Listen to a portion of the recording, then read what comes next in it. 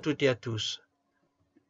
Cette vidéo aura pour objet de donner une solution aux différents problèmes dans ce monde que nous rencontrons et malheureusement dans tous les pays, à tous les niveaux.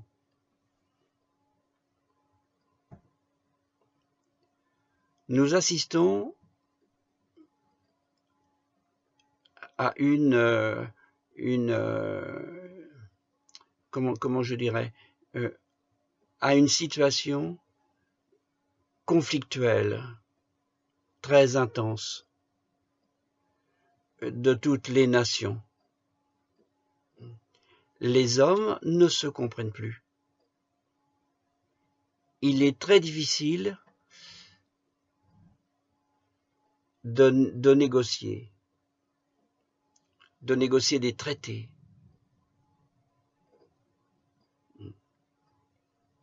Nous en venons tout de suite aux armes, aux mots grossiers, désagréables. Pourquoi? Ce qui est important à comprendre, c'est que nous vivons actuellement dans un âge que l'on appelle l'âge de Kali, l'âge de discorde et d'hypocrisie, ou l'âge noir, l'âge de fer, où les hommes sont belliqueux. Ils sont belliqueux, c'est une constante dans cet âge. Ils sont très indolents. Ils sont très peu enclins à pratiquer une vie spirituelle.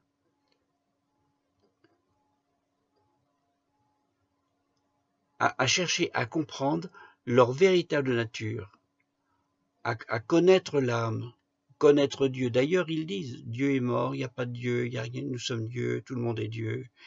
Non, pas du tout. Dieu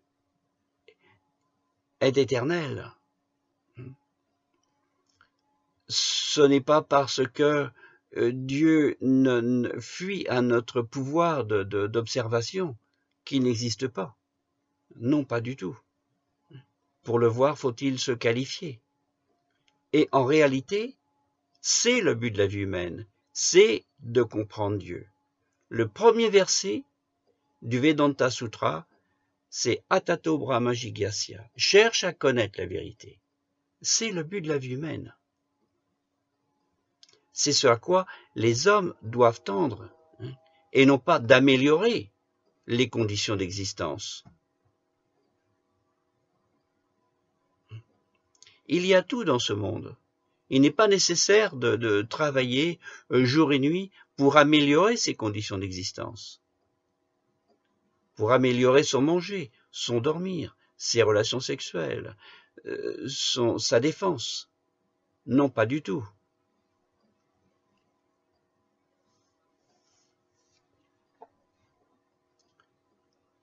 L'homme doit s'enquérir de la vérité. C'est le but de la vie humaine. Alors maintenant, dans cet âge, comment? Il y a une multitude de religions actuellement. Au lieu de chercher à comprendre, eh bien, elles s'affrontent les unes les autres. C'est nous qui avons la vérité, vous n'avez pas la vérité, vous avez un faux prophète, ce qu'il dit c'est complètement faux, nous avons un prophète qui a dit la vérité, le vôtre non. C'est stupide. C'est stupide. Ça, ce n'est pas vrai. Ça tient pas du tout debout.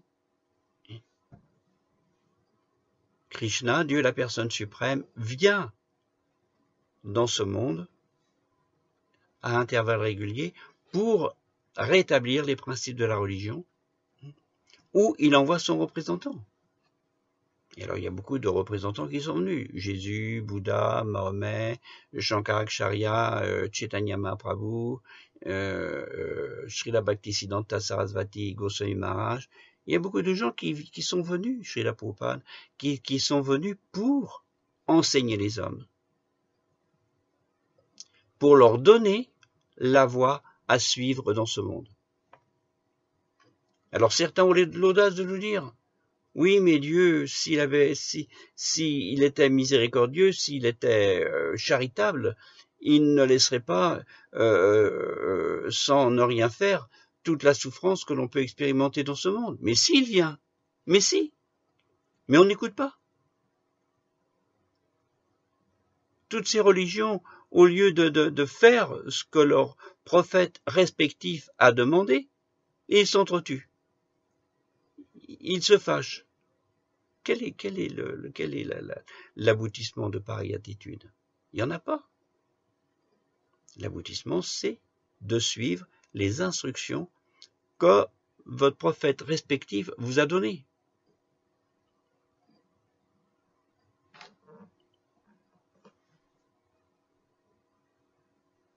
Ce n'est pas plus compliqué que cela.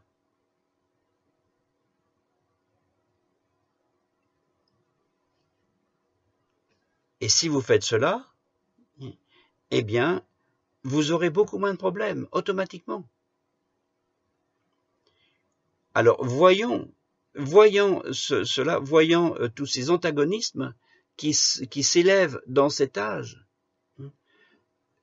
Dieu est venu, Krishna est venu sous la forme de Chaitanya Mahaprabhu au Bengale de l'Ouest en Inde, voilà 500 années. Il a donné le moyen de réunir absolument tout le monde. D'ailleurs, il dit dans la Bhagavad Gita, il a dit déjà au début de cet âge remonte à 5000 années.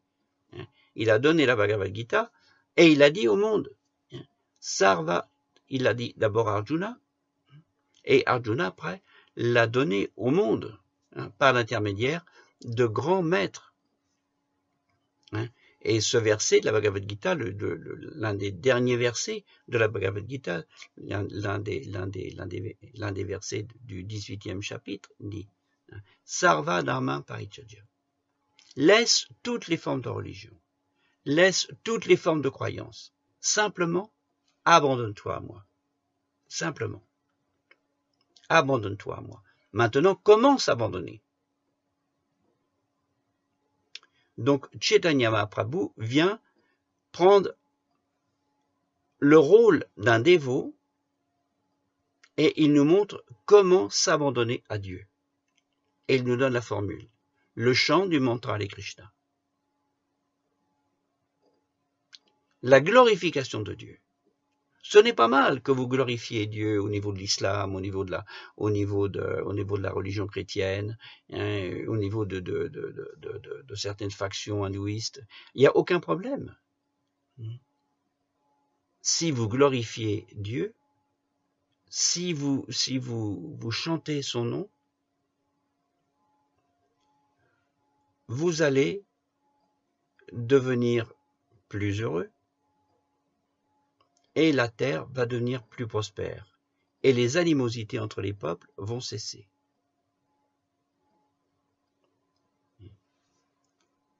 Nous pouvons constater également que dans l'Afrique, l'Afrique tribale, eh bien, les habitants craignaient Dieu. Ils adoraient la nature. Ils avaient conscience qu'il y avait un créateur au-dessus d'eux. Les Indiens d'Amérique également. Mais maintenant, dans notre âge moderne, on ne craint plus rien. On fait n'importe quoi. On fait absolument n'importe quoi. Des choses absolument abominables.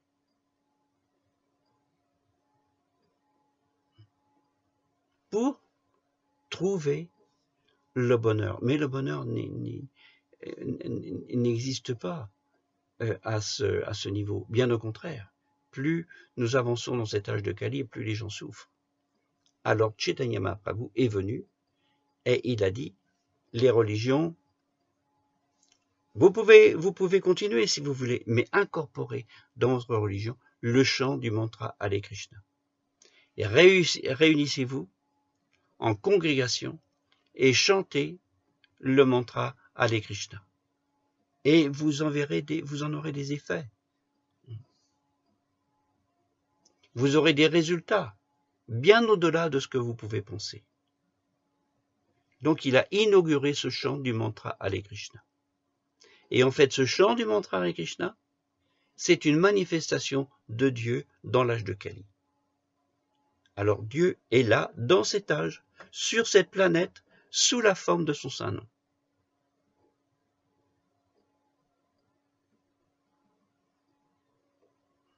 Et si vous chantez, les animosités entre les peuples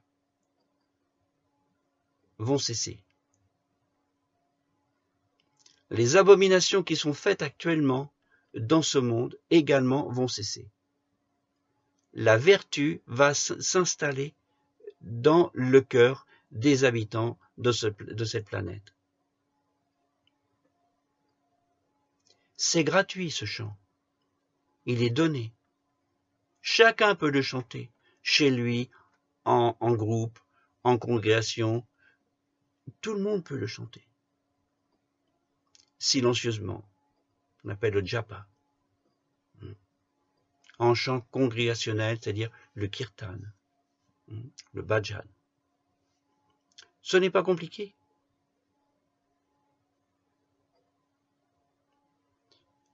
Expérimentez-le.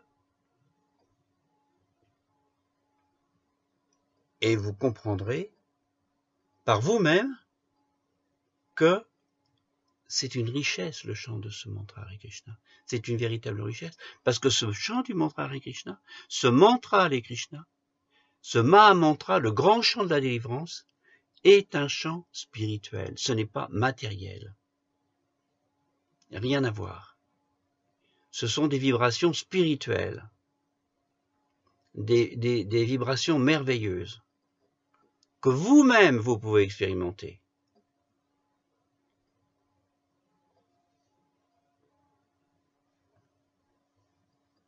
Vous n'avez pas besoin d'intermédiaire. Le chant du Mahamantra de Krishna se suffit à lui-même. C'est très difficile actuellement dans cet âge de trouver un maître spirituel authentique. C'est beaucoup mieux d'en avoir un précepteur authentique, intègre. C'est très difficile. Alors Krishna, dans sa grande bonté, Dieu la personne suprême, dans sa grande bonté, il nous a donné le chant du mantra Hare Krishna. Et graduellement, la purification s'installe dans notre cœur. Et nous allons développer le désir d'avoir un précepteur intègre, qui deviendra un ami de toute manière, qui deviendra un ami, qui deviendra pour nous un être cher. Et quand nous serons prêts, Krishna nous l'enverra. Mais pour l'instant, simplement chanter Hare Krishna. Merci beaucoup. Hare Krishna, Krishna Krishna, Hare Hare, Hare Rama, Rama Rama, Hare Hare, Hare Krishna,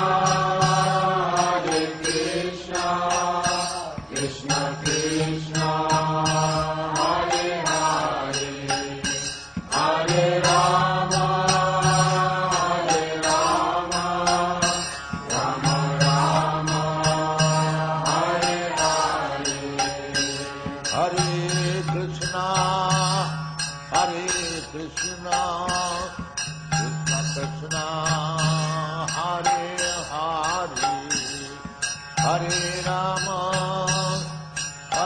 Rama, Rama Rama, Hare Hare, Hare Krishna, Krishna Krishna, Hare Hare, Hare Rama, Rama Rama, Hare Hare, Hare Krishna,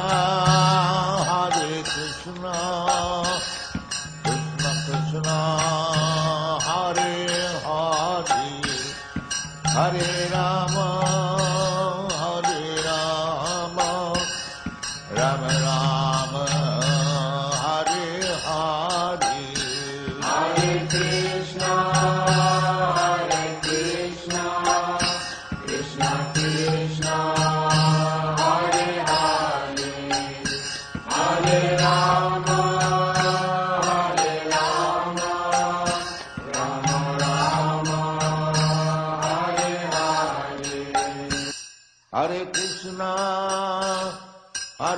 Krishna, Krishna Krishna, Hare Hare, Hare Rama, Rama Rama, Hare Hare. Hare Krishna.